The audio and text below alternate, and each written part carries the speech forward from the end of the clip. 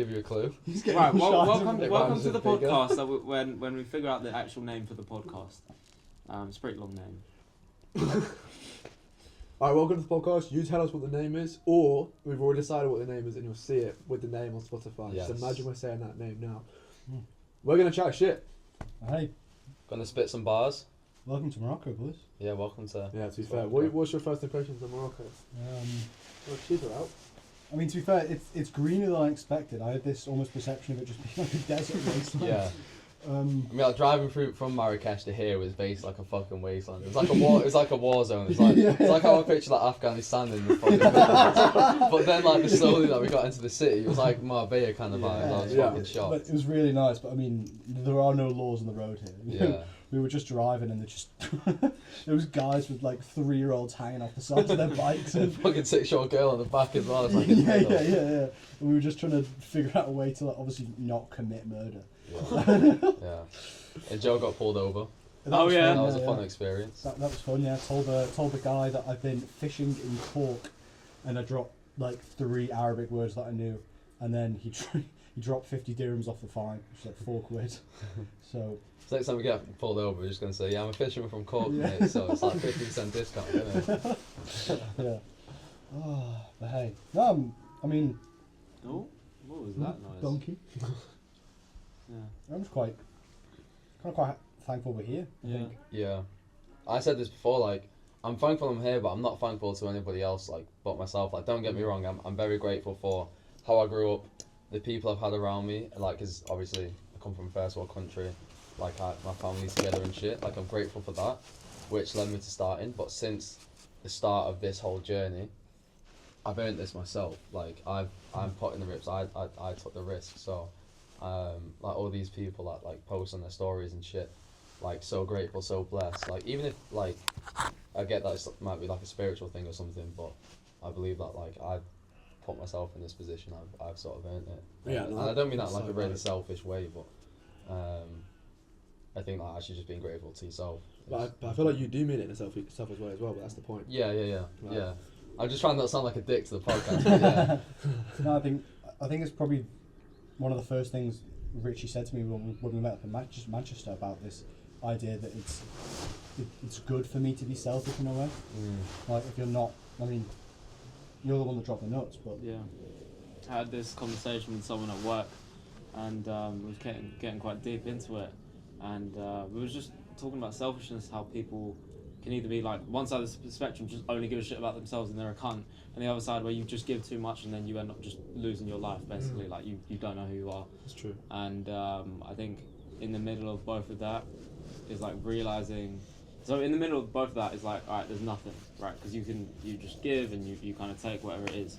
But what I'm trying to say is that there's a big realization that you should have, is that you should be selfish, and you owe it to yourself to be selfish in a way where you prioritize you over anyone else, Yeah. and just need to remind yourself over that you're not being a cunt.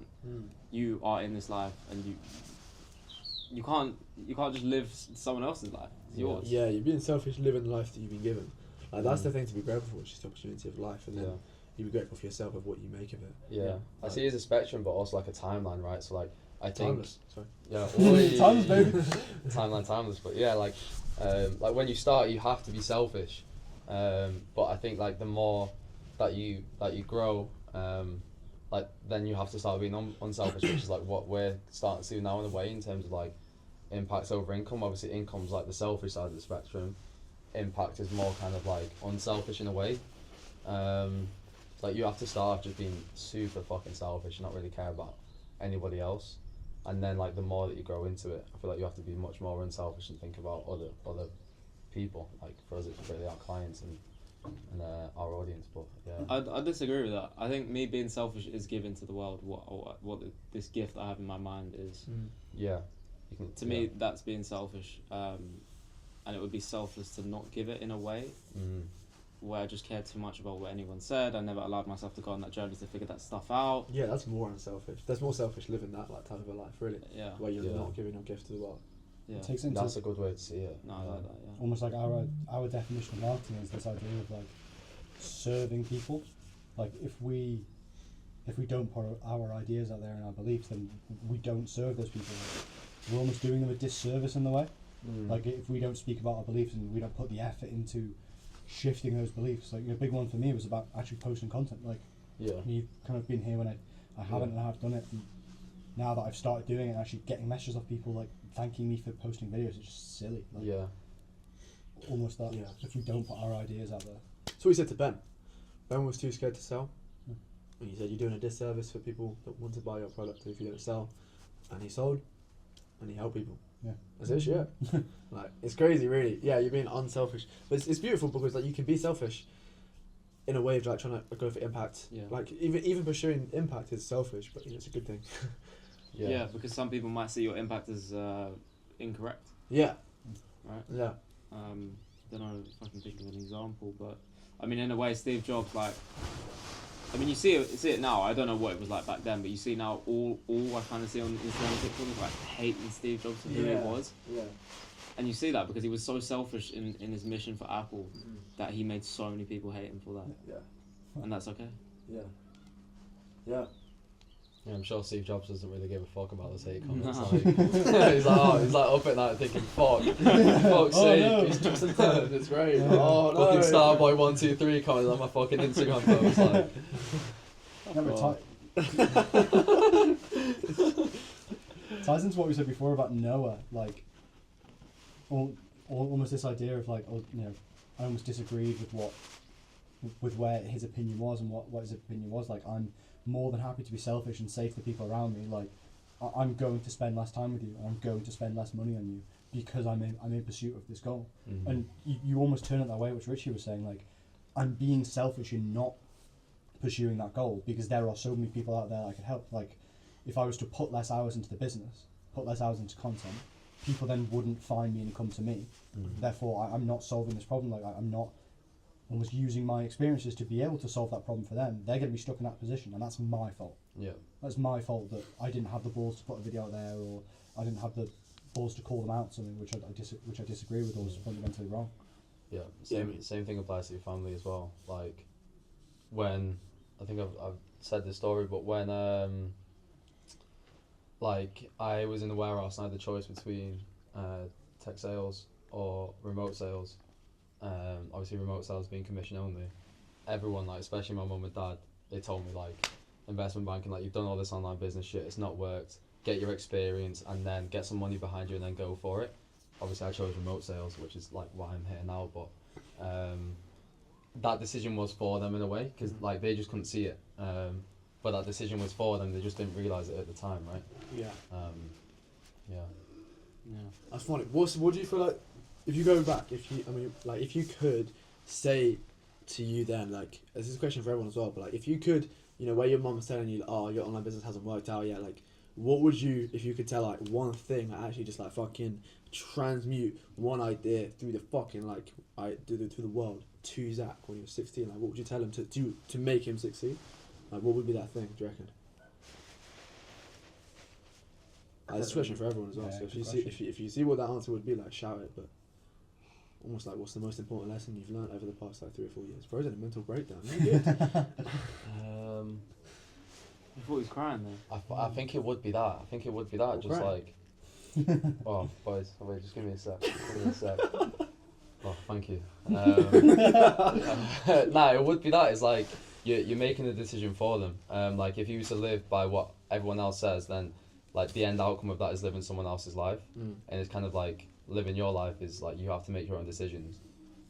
It would be that. It's again like living true to yourself, which was like the first step that I actually took to living true to myself, because my whole life before that I never did, and that like unconsciously like fucked in my head I think a little bit. I think I just realised that like I have to do something for myself now, and that's it. I wouldn't be here now if I... One thing that really saddens me is seeing people with such disciplined parents actually just accept the fact that their parents are so disciplined and you have to follow what they say. Yeah. Because I mean, I had quote unquote disciplined parents. I wouldn't say like Asian parents, but very, very disciplined parents when it was my mum and dad. And then it would eventually hit a point where I was just like, fuck this. Maybe not for the right reasons. Definitely not for the right reasons, like drinking, pipe smoking, all that shit. But now the same event has happened in terms of actually starting this business and pursuing something that isn't almost the traditional path, whether that's a 9 to 5 or university. I'm like, I'm not going to listen to you. I'm not, and yet, like, I don't care if you're okay with that.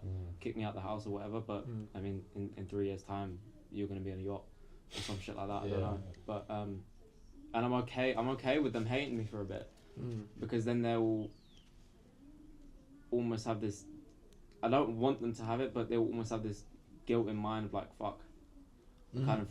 They'll grow with it. Yeah. No, that's so true. That's so true. I mean, I remember when I was trying to like, I was in near the end of school, and I was telling my mum. My mum was telling me like, oh, get a job basically. And I was like, do something. I'm like, I am doing something. It's like trust it, like trusting the process. But it's so hard for them to say because they haven't even experienced what the opportunities that we have are. Yeah. Like, there's so many jobs that there is in the creator economy and online money at the moment that I didn't even realize like a year ago, let alone like 3 years ago before we were even like, had a head in the game. So it must be so hard for the parents to kind of realize, but at the same time, like trusting the kind of wonder kid is crazy because like it's Project Mbappe, but everywhere. Like it is crazy because then eventually like I ended up working out, and I remember it was like a couple months after my mum told me to get a job. I was like, hold on, I just made this from online money, and I think it was the same thing later on where I told her that I wanted to go traveling, and I was like, I don't feel like it's the right time for me to go traveling yet. And she said, no, like, go try it. And I was like, Mum, I love you and I know you've given me so much. And what you've given me has taught me that if I don't think it's the right time, I'm not going to go yet. And like, just remember the last time I had that so much belief in what the decision was, like that, this is what turned out with the business. So I was like, it's crazy that, you know, they teach you to become who you are, but then you end up using that almost against them. Like, it's such a mad feeling. But yeah. It's such a, like, the confidence to go ahead and do that, I feel like is what separates entrepreneurs from almost like the rest. I don't want to say it like that, but the rest. Why did you reject university, that idea of a job? Initially, I'm not really sure. Like, it's easy to now see it looking back. Like, it's easy to now kind of create a narrative. But then I just felt like there was no way that it wasn't going to work out. So I was like, if I go to university, it's the only way that I'm telling myself that it won't work. Yeah. Like, I actually never thought it wouldn't work, which is really weird. I don't know where that belief came from. It was complete delusion, probably. But I remember being like, I'm not going to write my fucking what's that like? Personal statement. That's the one. Yeah. I'm never gonna write it because I'm never gonna use it. Like, I am just gonna make it work. Like, I'll figure out a fucking way. Like, it's fine. I had that as well, but what I also had is like, especially after the warehouse, because like for 2 years it just never worked. So I definitely, like starting up, I had that mindset as well, like it's gonna fucking work out. But then after 2 years, my belief was like in myself definitely was like shattered, shattered. But again, like back to the warehouse when I chose remote sales. It was kind of like my worst case scenario is what I'm living right now. So I've got fucking nothing to lose. Like the worst case scenario is I do this for 3 months. I go in debt and I've literally no money left. Cool, I just go back into this warehouse, get some more money up, and then try some stupid shit again. Like my worst case scenario is that like most people's current situation. So then that when you look at it that way, like you can't lose. Like you can't lose at all. Like, and obviously that's a grateful situation. Like. Not everyone's lucky to be in that situation, but if you are in that situation, fucking use it.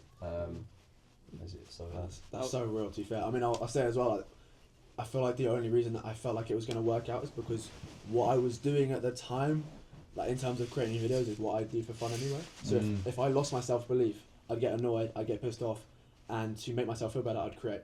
And then I'd get annoyed, I'd be pissed off, I'd create, and I'd just wake up, create, post a video, flop. Create a video, post it, wake up, flop, post a video, and it was literally just that cycle for 3,000 videos. I did literally repeated that like 3,000 times to end up getting a situation where one got over 10k views, and I was like, oh, okay, that's enough for it to work. And like, that was where it worked. But I don't know, it's just like it's crazy. Like that's a crazy kind of feeling. But using the thing that makes you hate your life to unhate your life at the time as well. Like it's crazy. Yeah, it's funny because like when you don't love what you do, it's the opposite. Like the first time it flops, or like the 10th time it flops. No more than 10 times, you're just gonna fuck off and do something else. Which is what I did for 2 years and why it didn't work out. But that's a really good thing to go through as well. You realise what you don't want to do. 100%. Yeah. Because I did that definitely as well. Yeah, literally. So much shit, bro. Yeah. But I think that's why there are so many people in the creator economy, the Wi-Fi money space, whatever you want to call it, that jump ship so many times, they almost jump between ideas, jump between business models, jump between whatever, because they're not doing what they enjoy doing. You know, like they've they've got a remote sales job because they want some money. They made some money off a remote sales job. They see other people making more money off coaching, so they start a coaching job. But now there's this gold rush of AI. So then I'm going to hop over to AI and mash that with coaching and sales job. And all of a sudden, like, they're jumping ship. Because they don't fucking like anything they do. Yeah. Like, they hate their life. You know, they're in a villa. So online, they're like, oh, I must live this idealistic life. But they fucking hate their life. Yeah. And like, I see it. And I don't know, it's so nice to be in this position now, with a smile on my face and confidently saying I could be making more money, but I'm choosing not to. Because I fucking love what I do. Yeah. Like, I've told this story a million times now of my granddad giving me a 50 quid note and sending me into Poundland to go, like, start a business, to go to a car boot sale the next day. Like, this is what I've been doing since I was a kid, starting businesses. Like, that was my creative project. Yeah. You know? You would get up on a Sunday morning, let me get on the train to London and film a video of it. Me, I'm like, I'd build some Lego, I'd take it to the end of our driveway, and I'd fucking go and knock on doors and try to sell it to my neighbours. Like, that's what I loved as a kid. Yeah. And to be able Neighbours to... hate it. Shout out Oh, they Grandad. did, yeah. Shout out Grandad. Yeah, I didn't know that. Shout out Grandad. No, there's like... Fucking sick. There's a picture of me with... You know those loom band bracelets? Yeah, all my days. There's a I picture used of to sell me. them in school myself. Going door to door in year 5, selling them door to door for £1 a pop in year 5 with my friend. That's crazy. Like, that was just what I grew up doing. Those were my creative projects. So you went to Poundland and bought like 50 loom bands? That is unreal, to be fair. Yeah, that's a different What- story. what It's a else? Oh different right, story. oh sorry. No, so my granddad was like, I booked us a slot, you know, he had me for the weekend, whatever. I booked us a slot at a car boot sale on Sunday. Here's £50. Go into Poundland and just go buy some stuff, and we'll like make things with it Yeah. and sell it at a profit. And see, I think we made like It's like a bargain hunt, isn't it? 110 quid. Yeah. I love that fucking show. Yeah. So, you know, we made like 110 quid off it, and I don't know, like, I've got so many stories of this. Like, my mum made me join a bake-off competition, and I made some money. She then made me join a Lego competition, like a build Lego thing to make money. Like, I always had this spirit in me. So to be Yeah. here now, and just go, all I'm doing is building businesses. You know, you guys come to me with questions, Bailey's come to me with questions, Frost comes to me with questions, Seth's come to me with questions. Like, it's my life, Yeah. and I'm so happy to. Yeah, I'm curious though, like, obviously, like, your childhood you was building businesses, now you're building businesses, but in between that it's like the 9 to 5. What made you, like, conform to that? I think, to me, it wasn't conformity. To me, I think that's why I only lasted 18 months, years there, because I left school and I didn't go to university. Yeah. So almost, in my head, I was like, I don't know, I had this ego thing maybe. Of, Yeah. Look at me, I'm not conforming, I didn't go to university. Yeah. And in the background, I was almost doing other, you know, I can say I was doing other businessy projects, but I really wasn't until I joined BTB in August 24. Like, maybe my jealousy built up over that last year, almost 23 to August 24, like that year. This jealousy of watching other people doing this. Yeah. And then that sparked it, and then I joined BTB, and ideas started flooding, and I started. But then I didn't do anything for another 6 months. Maybe it was, well, Ben says it perfectly. I think it's the balance between being professionally and creatively fulfilled. I was Yeah. so professionally fulfilled because I was learning things and I was doing new stuff every day. But over time, I was becoming less and less creatively fulfilled because I wasn't creating. You know, my version of creating was building a business, things like that. And I think I was becoming so creatively unfulfilled that I just began to just hate my life and hate what I was doing. So it hit that point in January, a year ago now, where I was like, I need to leave this job. And I was putting it off, I was almost waiting for an excuse to leave the job. I remember having a conversation with my mum, and I was like, I want to leave the job. I want to leave, I don't want to be here. And she just said, what are you going to do? I had no idea. Yeah. I stayed until June time where I finally quit. Yeah. No, it's funny. I've got an interesting one. Do you worked a job? I've worked bad jobs, yeah. Yeah, you same. Just you, mate. You're fucking out. Fucking trust fund Surrey kid over here. I'm from Guildford. Fuck off. No, I made all my money through online business. That's the only money I ever had. That's actually a flex, to be fair. Yeah, I made all my money from Pizza Express, mate. So. That was my motivation to not get a job. I was like, oh, when my friends and my mum would say like, oh, you need to get a job, it's like, no, I want to make all my money that I've ever made in my entire lifetime from online business. Yeah. And then it just never happened. Yeah. I was just smart. Like, I knew that I was gonna get a Christmas present or a Alright. birthday present. No, hold on. That is though, like. No, I was yeah. gonna get a Christmas present or a birthday present, so I just used that to buy, like, ask for something that I would then use to make money. Like, I remember getting Yeah. the GoPro, which I used to create videos, and then got, like, I asked for, like, you know, a cheap fucking drone to go and make videos of, which then fucking Yeah. crashed into a tree when I was like 9. Oh. But like all these things was just like, I mean, yeah, just used because I don't know why I never got a job. But that's what I was gonna ask. Is like, Yeah. do you reckon work helps now? Like, because I don't have a vision of what work is, so I don't have that to fight. I'm against. saying it does because it's made me not like my first job I got when I was 13. I was like a football referee. I was making fucking bank, by the way. I got paid like 25 quid a game. I was doing like 3 games a week, 3 games, like 2 on a Saturday, 1 on a Sunday, and then go out with my mates after. Like that was my first job, and then I worked in like 3 different pizza restaurants. I worked in like Hickory Smokehouse. I've never lasted a job more than 3 months, apart from football coaching, which is pretty interesting. But all like the restaurant jobs and shit, I just hated them. I'd never once liked my boss. So and that just made me realise like I don't want the job. Yeah. Yeah, I think it, and it also taught me that I was hard working as well. Mm. Because when I was in sixth form, like doing my A levels and shit, I had like 3 different jobs. My only day off was on Thursday because I had football training. That was like and I knew more about myself because I knew that I was hard working. So like knowing that I had that work ethic, it's like, okay, like where do I just channel that? Because I saw people around me, none of my mates had that. So I was like, okay, I feel like a little bit different here. I feel like I can work harder than other people. It's just like, where do I channel that? Which gave me the sense of like I'm a little bit different here. So I'd say yeah, it probably benefited me. Yeah, almost like the Christmas present thing. Like, it's weird because I had the same idea too. Like, alright, next year I can get a camera or some shit. But then obviously my dad left, and then we couldn't. I mean, there was no Christmas presents that year. So that's why I got the job, to fund everything that I knew I was going to do. So whilst I had that job, because it was a chill job to be honest with you. Like some days were shit, but I was able to film videos, edit videos because I got that job. I bought the camera with it. I bought my laptop with it. All these different kinds of things that I can now have used, and still some are with me today. Yeah.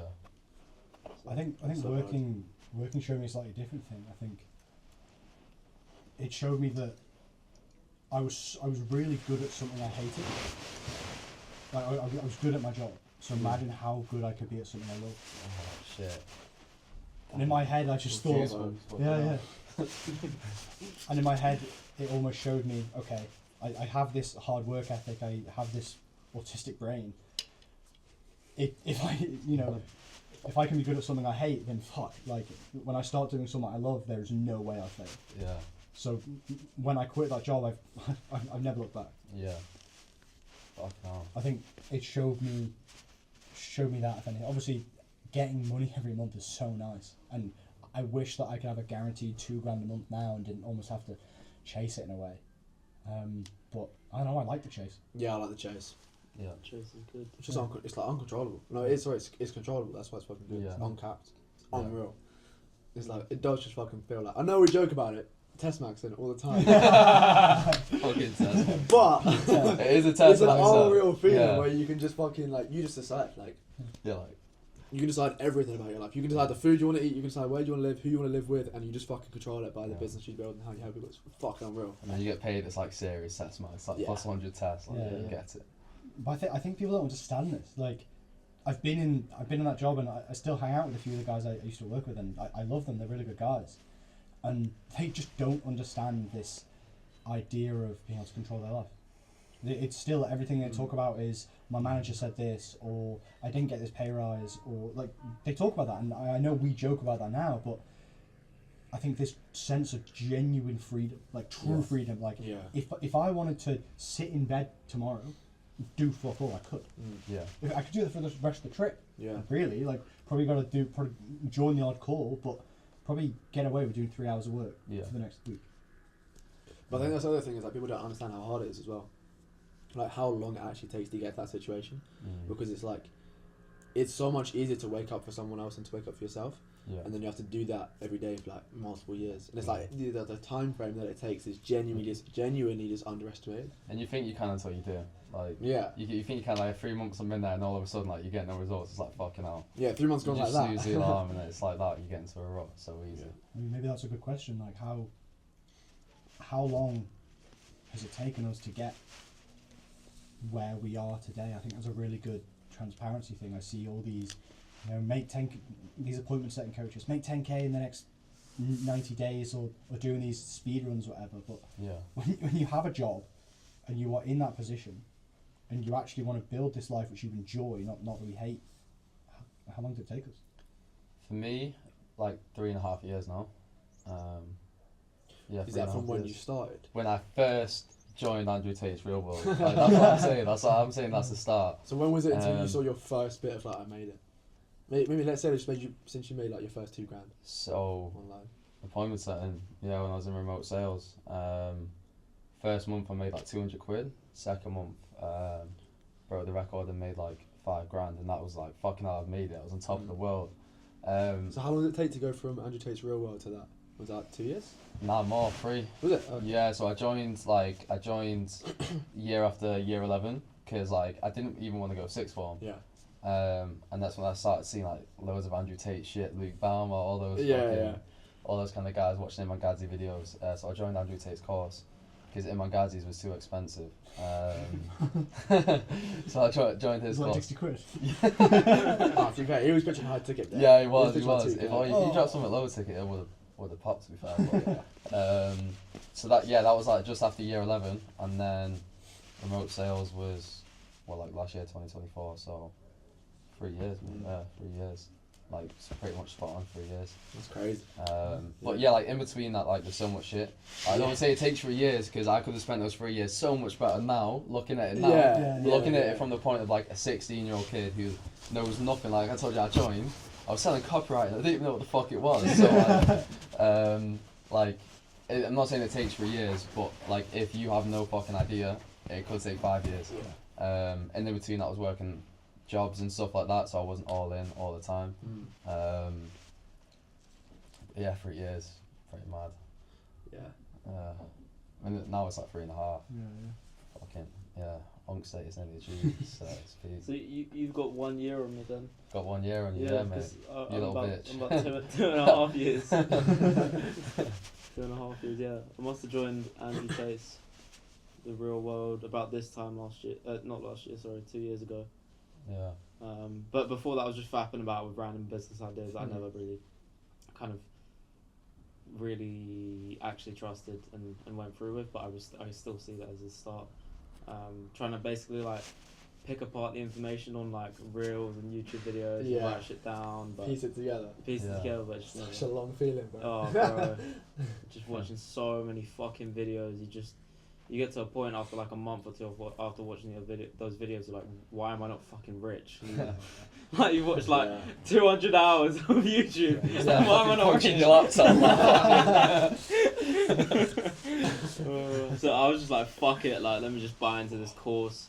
To be fair, I really like the idea of like Andrew Tate having a course, and then it was kind of a community. I met some people off there. Obviously now they're still doing the same thing and just either quit or whatever it was. But it's the same thing that we were discussing earlier this morning. All I was really doing was taking the information that he was giving us and just doing it my own way. Yeah. Like I could never do it someone else's way. And I think that's where most people went wrong, because most people saw Andrew Tate's course as a scam. And even though no, I didn't make my first piece of money from there, I don't see it as a scam because it led me on a journey to go somewhere. I only paid 60 quid of it. I remember getting my first part-time job. That first fucking month, I made 100 quid.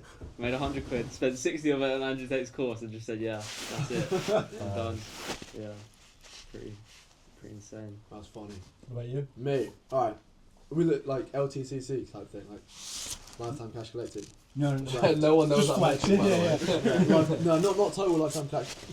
Not total, but like almost. When did it take you to cross that $2,000 in LTCC? Yeah. That's funny because if I changed it to 2, it was probably like September of 2024, which was like when my Instagram started to really grow. But I think I'd probably got to like 1.5K before that, like over the previous like 7 years maybe. Yeah. Like from crypto trading, probably made like £100. Clothing brand probably made like £600. A different clothing brand probably made like £100. That was first. From then like I was doing video editing, that paid alright, probably made like £200 from that. So it was like a cumulative like across, probably from year 7 to year 12, I probably made like £1.5 grand online, just like total, like from. And I was listening to my dad. I didn't have anything to spend money on, so I just literally put it in like stocks and shares. Like I still have, that is the amount I currently have in my ISA now, which is crazy. So that's growing. So that's obviously a little bit more as well. But yeah, it actually crossed that two grand mark at like 2 years ago. So I guess it took. Wait, you talking about lifetime cash collector? Yeah, like, yeah. Like So just consistent total 2K. Yeah, Oh, yeah. yeah, got you. Because this, I mean, I made £2 grand that first month. But Ah, yeah, I made so- like 1.5 probably over the span of 8 years. Yeah. What's that like? Fucking 2p an hour. Just no hourly rate, bro. It's funny though, because you just like some of the best times in school when you just got home, fuck homework, and just like go to the doctor and stuff. Yeah, It's that's just an unreal feeling, bro. It's like I've got an video to edit tonight. Oh Like, my god, I did drop. Now we did Depop. yeah, Dropship's one of the Bro, funnest business models. I'm in bro. bank for Depop. Bang, Depop. Is that what you're saying? Yeah, we went into TK Maxx and we buy like we went to TK Maxx and like we buy Swear up down, all I did the fucking- same shit. Really, yeah. Swear down, TK Maxx is that. Now like we buy up all the branded stuff on the sales rail and sell it for like a 5 or more. Yeah. Lose that money on shipping. Like Ralph Lauren stuff. Like, it was all Ralph Lauren yeah. stuff in it, yeah. Yeah. Ralph Lauren the champion, I sold all And that. like to it. crew made us like the biggest margin of like £2. Yeah, I think we crossed like I don't know, 1,500 quid, maybe like £2 grand. Like we did a Revenue. month. Yeah, revenue. Yeah, which like profit was like 2% margin. profit was like 150 quid. But we would have been like year 10, year 11, and I remember thinking, like, I don't know. I think I took my like girlfriend at the time out on a dinner, and I thought I was fucking like guy that. Would Yeah, that was I, pretty fucking good. took to like a Thai restaurant. I paid in cash. Paid in Paid in cash. Paid in cash. You piffed the restaurant, bro. I tipped the waiter like 20 quid. I walked out there thinking I was like the big dog.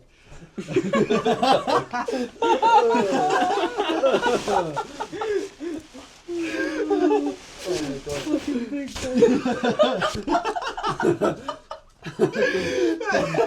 Could someone start a hate page, please? That's how I will.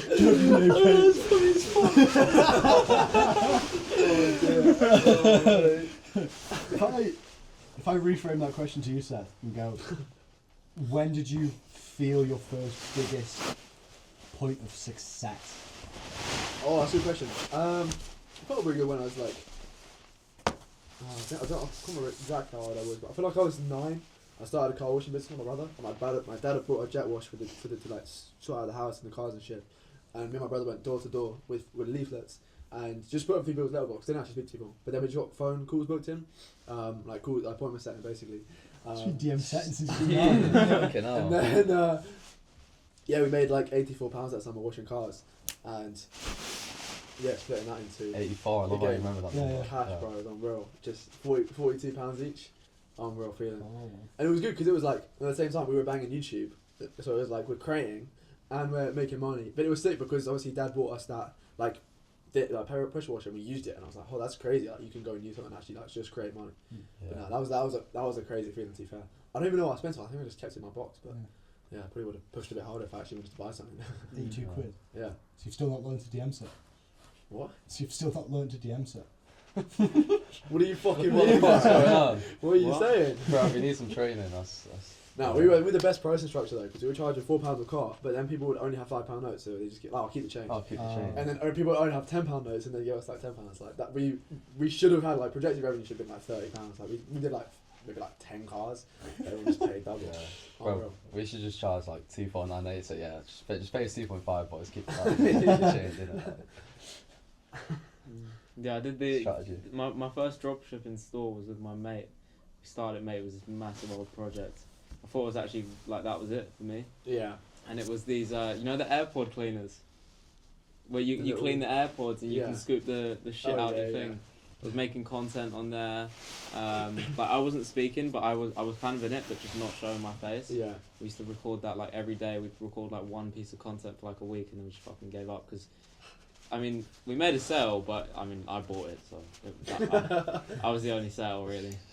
just to even test it out. Like I didn't know if the shop actually worked, so I was like, fuck it, like let me buy one and see if it comes, and it came.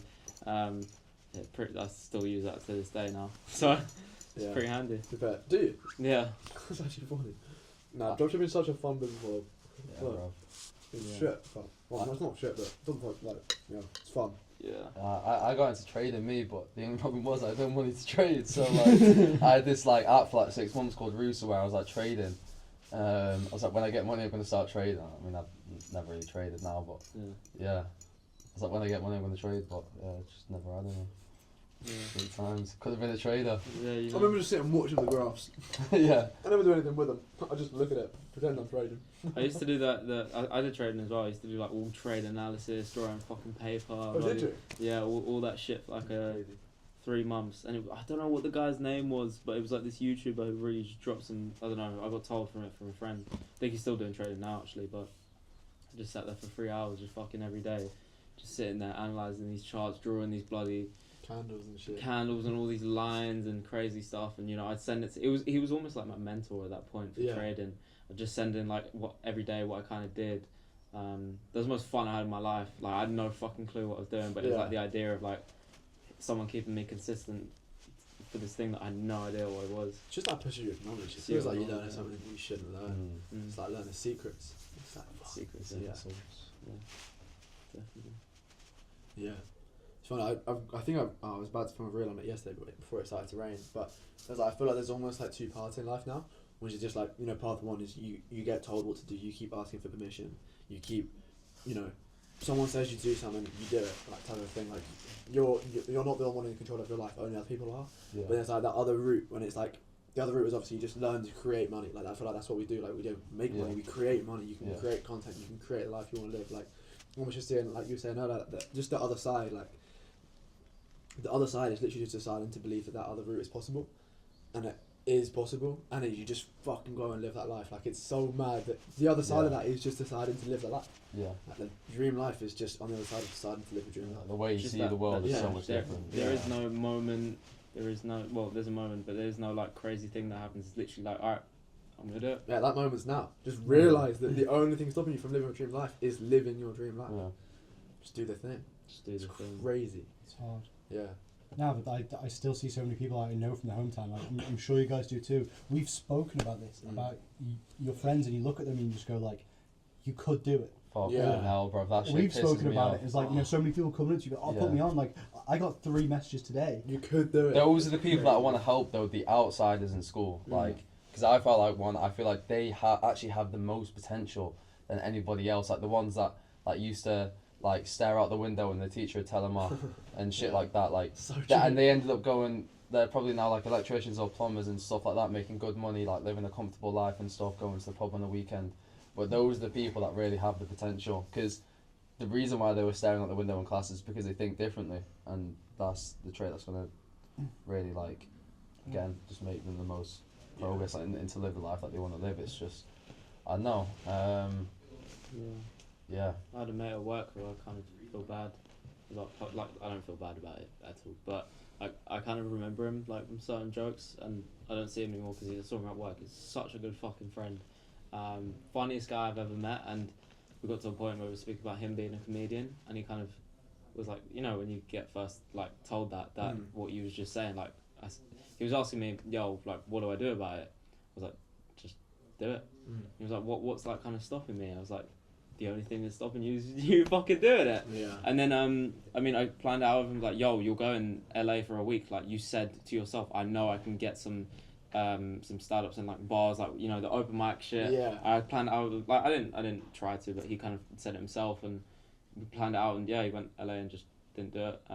Once again, that kind of just the only thing that's stopping you from doing is kind of just living life that you want to live and just fucking That's it. going for it. And like the amount of times like you can't help anybody. It's only you that can make that decision. Like the amount of times where I've tried to help someone, like, oh, you need to do this, you need to do that, like, and then like you plan everything out for them. All you have to do is just fucking do it, and they don't. Like even when I was like 16 and I was like sort of getting out of my like bad friend group, and I was like, all right, boys, I'm not smoking weed. I'm just going gym, and I bought all my like I was like in the gym consistently like 3 months, no weed.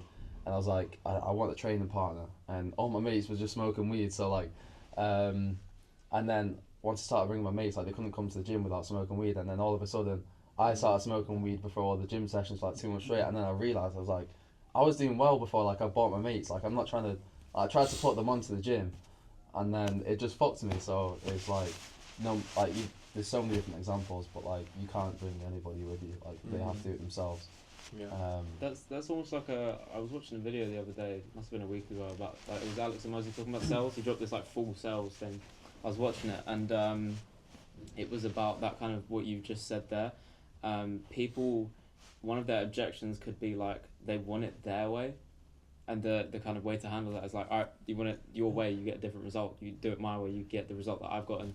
I think that was a really, really interesting thing, because I don't know if I've seen that objection come up yet, or maybe I'm Have not. that objection yourself.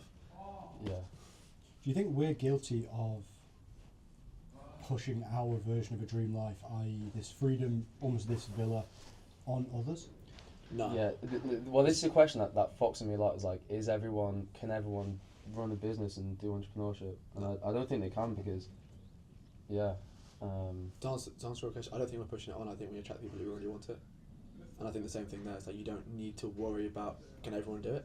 Just people who already feel like you subconsciously speak to them on a frequency basis. Yeah. Like they'll find it. So I don't stress about that, because I feel like if you don't want it, it's cool. It's like, you know, some people don't want to travel, some people don't want to have that. It's cool, it's fine. Yeah. Like you have your version of freedom that you want, but like it's gonna be different for everyone. But that's fine. That's not a problem. Yeah. I think it runs back to that belief. It was page 119 of Start With Why, and it just said the goal of business. That's unreal. Again, autism brain. You know, like the aim of business is not to do business with everyone; it's to do business with the people that believe what we believe. And yeah, I don't know. Sometimes I feel guilty when I put out content in a lifestyle way, because I feel like, you know, there are some people that don't want this lifestyle, but the goal of business is not to attract those. The goal of business is to attract the people that believe what I believe in. Yeah. I truly believe this freedom and the fact that we can switch off this camera and not pick up our phones the rest of the night, just enjoy the view and chat with our mates. Like, we'd probably have the same conversation if the camera wasn't on. Nah. Probably not. I've got some DMs. Yeah, I to would send. be. Yeah. Just some swiping to do. That's a conversation.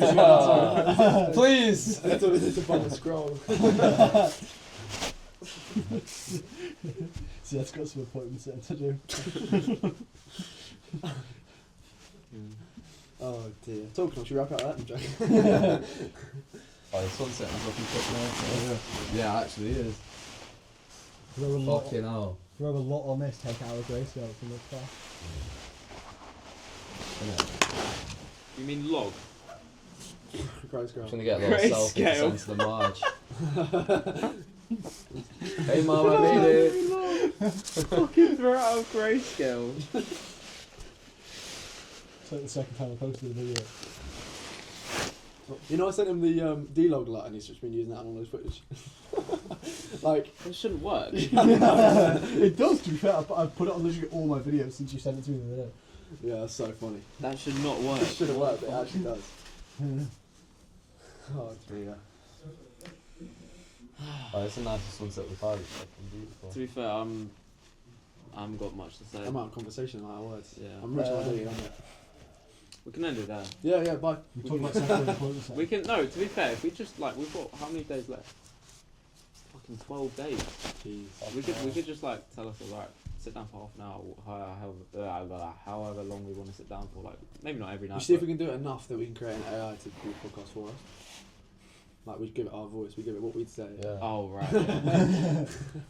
But yeah, no, just sit down here and there and just fucking episodes. Yeah, Yeah, that'd man. be fun to Yeah. do. Alright, let's try and think of a name before we leave. Jobless. Like, Jobless. Jobless jobless. isn't bad.